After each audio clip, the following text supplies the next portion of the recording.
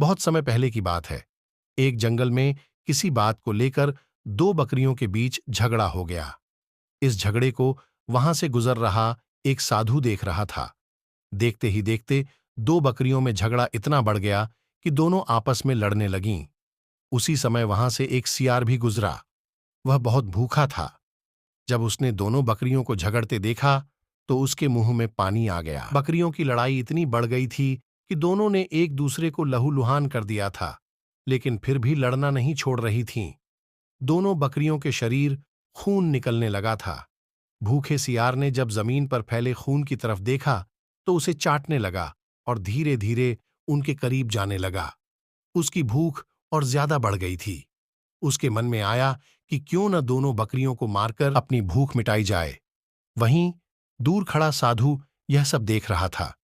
जब उसने सियार को दोनों बकरियों के बीच जाते हुए देखा तो सोचा कि अगर सियार इन दोनों बकरियों के और करीब गया तो उसे चोट लग सकती है, यहां तक कि उसकी जान भी जा सकती है।